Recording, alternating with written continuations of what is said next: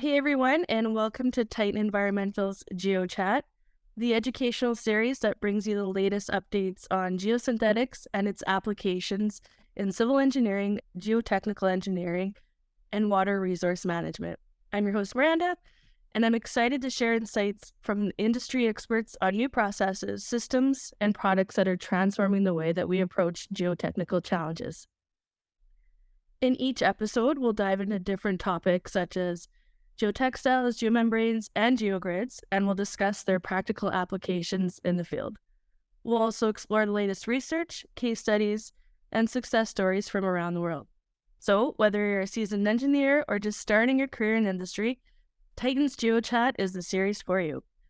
Follow along as we uncover the latest innovations and trends in geosynthetics and learn how they can help us build a more sustainable and resilient world. Today, we're joined by Amy Woods to talk with us about low-impact development in underground stormwater management systems. Amy has an impressive 25 years of experience in these systems and brings a wealth of knowledge to the series. So thanks for joining us, Amy, today, and we'll get started. Hey, Miranda. Thanks for chatting with me today. So you hear about low-impact development a lot these days. Can you explain what it is and how it relates to underground stormwater management? Sure. So what is low-impact development? Low-impact development, or LID, is a stormwater management strategy, system, or facility that mitigates against the impacts of increased runoff and pollution. It does this by managing the runoff as close to the source as possible. LID uses engineered elements or products like underground stormwater tanks that can store the stormwater, which reduces flooding, reduces pollution, and it protects against the damage from large-scale storm events. So what are some of the benefits of implementing low-impact development? There are some great benefits to using LID. LID is being used more and more often to deal with some of the issues that we see with increased runoff, like erosion, sedimentation, and pollution. The traditional approach was to move water as quickly and efficiently off of surfaces, so moving it off of parking lots, onto roads, and into our stormwater management infrastructure. Now, what this meant was our waterways were seeing very large volumes of water moving in at very high velocities and introducing all of the pollutants that picked up along the way. So our surface waters were seeing an increase to things like road salts, hydrocarbons, and sedimentation. LID, by contrast, mimics natural land hydrology and water cycles.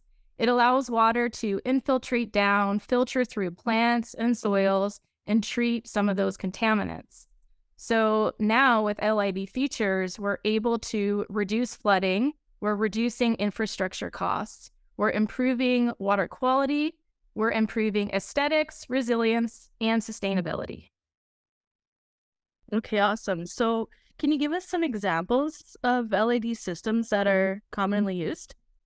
Yeah, so some examples would be soak-away pits, rainwater gardens, permeable pavements. We see a lot of infiltration trenches and underground stormwater tanks.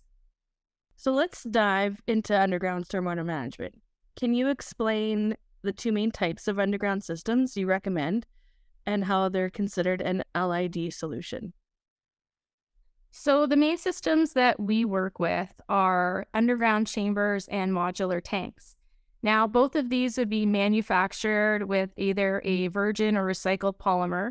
And then when we install them with the appropriate geotextiles and clearstone, we end up with a subsurface stormwater management facility.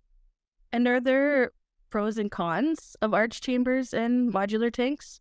So both systems work great for stormwater management. Modular tanks allow for a higher void space, so they're storing a higher volume of water in a smaller area. An arch chamber system is going to require a larger excavation to match that same stormwater volume requirement. Now, there are a lot of different considerations that we have to look at when we're comparing the two. It's not just the cost of plastic to plastic, but it's which one is going to be more suitable to a site based off of the size available and the stormwater volume that we need to contain. We also need to look at things like how much material we have to pull out of an excavation and how much clear stone needs to be imported. And then we have to look at the costs of the project as a whole. So what are we paying for the materials, but also what are we paying for the assembly of these systems and the placement? Generally speaking, a modular tank is going to have higher assembly and installation costs, whereas a chamber is going to have lower costs on that end, but higher material costs when we factor in the additional clear stone that needs to be placed, and the excavation is larger, so more volume is moving offsite. So how do underground chambers or tanks compare to conventional stormwater management solutions in terms of cost effectiveness and maintenance requirements? So the most conventional method was a large stormwater management pond. So large ponds were put into residential or industrial areas, and these would store that runoff that we needed to reduce flooding.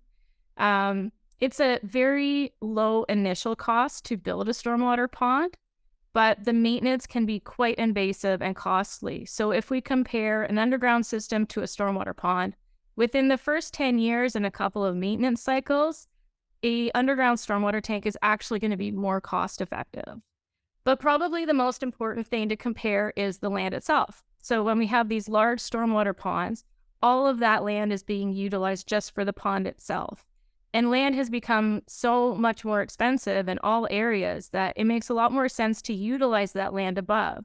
So when we use an underground stormwater system, we get double effect. We're storing that stormwater, but we can use the land above for other methods. So we can use this for parking lots. We can put playgrounds above it, or even just maximize the number of houses that we're getting into a subdivision by putting these systems in the backyards of those areas.